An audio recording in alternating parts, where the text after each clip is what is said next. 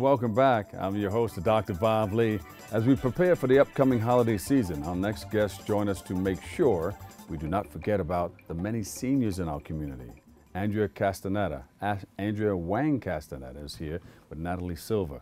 And we're here with the Visiting Nurse Services of New York to tell you all about the work that they're doing to combat senior depression in our community. We welcome you guys. Thank you. Now, you don't hear too much about senior depression, but seniors get depressed like everybody else. Yeah. More so, even. Yeah. Why is that? Well, Andrea, would you like to? Well, especially around the holiday season. Yeah. We struggle here in the 5 boroughs with transportation. It's getting darker earlier. The weather starts to change, and it really limits our seniors from pursuing activities that they would normally when the weather's a little bit better. So going to the senior center might be a little bit more difficult. Making it out to medical appointments is extremely difficult for many of our seniors with limited physical abilities. So a lot of them have to stay indoors maybe sometimes, especially if the weather's bad. Especially once the weather starts to turn.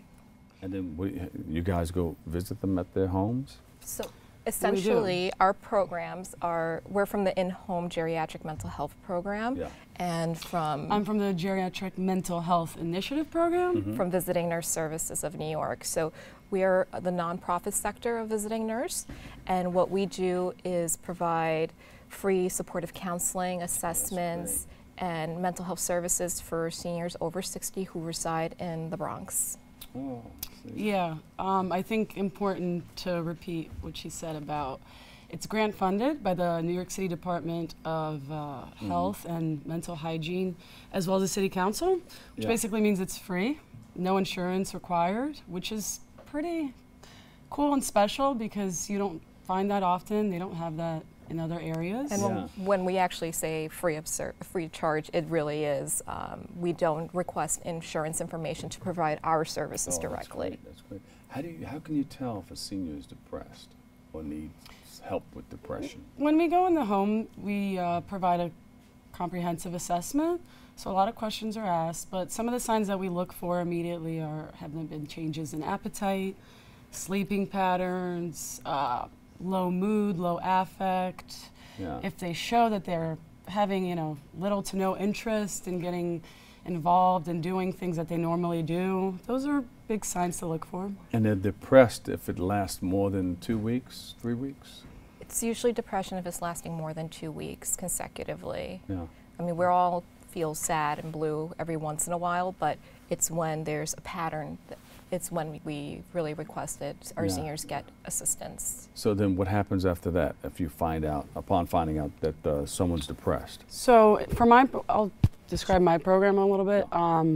It's for homebound seniors, 55 and up. So actually not seniors, older adults, 55 years of age and up.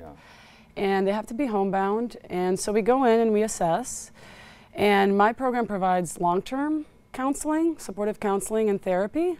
So basically, it's sort of open-ended. It involves a lot of talk therapy, and we go from there. They can set goals if they want to work on, or we can just kind of take it week by week. And Andrea's is a little bit different, right? Mine is a little bit different. We're 6 to 8 weeks short-term supportive counseling, and my program doesn't require our seniors to actually be homebound, which is a nice change, especially in the wintertime. We get the most of our referrals around this time of the season because individuals who are usually very active may need short-term supportive services only during this time of the year.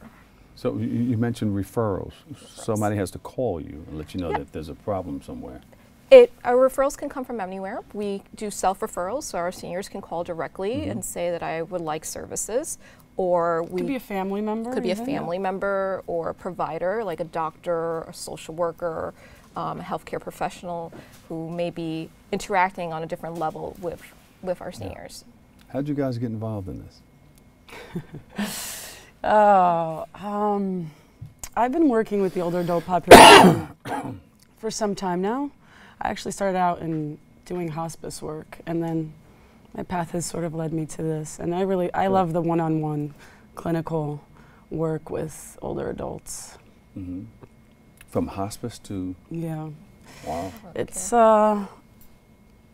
Similar. You would not think it is, but it is, because it's Yeah. still older adults that all have similar problems, and it's you know, a lot of. It's something that you just love to do. You love to help seniors. Yes. Yeah. I mean, I do. I can't speak for Yes. her, but Yeah. Well, I can tell that both of you guys love working with seniors. Yes. And we love working with people. In general, yes. I think it's, for me anyway, it's this population that's a little more vulnerable. For me, it's people that can't leave their homes, and some of them don't have anyone coming in to check up on Yeah, them. yeah. You know, so even just But having they an have extra, you guys. yeah, having an And extra we- set of eyes to And in most see things. situations, we may be the only person they see. Yeah. Yeah. So, did you ever think about dog therapy?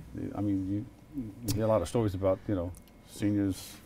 They putting do a that at smile on their nursing face homes with a lot. dogs. Yeah. Nursing homes get the opportunity. It depends on the contracts that they have, the permits relating to the risk and responsibilities of having a pet on site. But Mm-hmm. there is a lot of research that indicates that having a pet will prolong life and Yeah, reduce yeah. cardiovascular issues. Oh, good, good.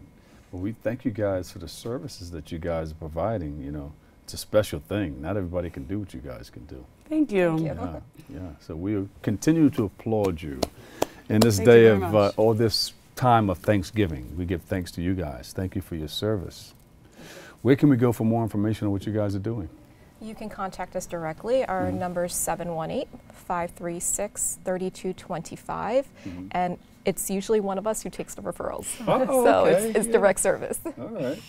All right, we're going to be calling you now. What you see is what you get. We need help.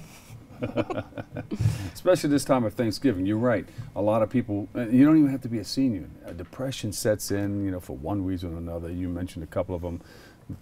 It gets dark earlier, and maybe people can't do gifts like somebody else can gift, and, you know. And like our programs available for seniors, there's all different types of age categories and programs like ours. If someone is in real need of finding a provider or needing some crisis intervention, to contact LifeNet, 1-800-LifeNet, or to contact 311 directly to be connected to services. And you're also a part of the visiting nurses services. So So our they do a lot of great work. in the Yeah, Visiting community, Nurse so- Service of New York. visiting yes. nurse has a lot of contracts for mental health and hygiene. That's great. All right, give us your website one more time. It's www.vnsny.org/community mental health. All right. Andrea Wang Castaneda Yes. and Natalie Silva. Yeah. We thank you guys so much. We praise you. Thank you. Thank you. All right.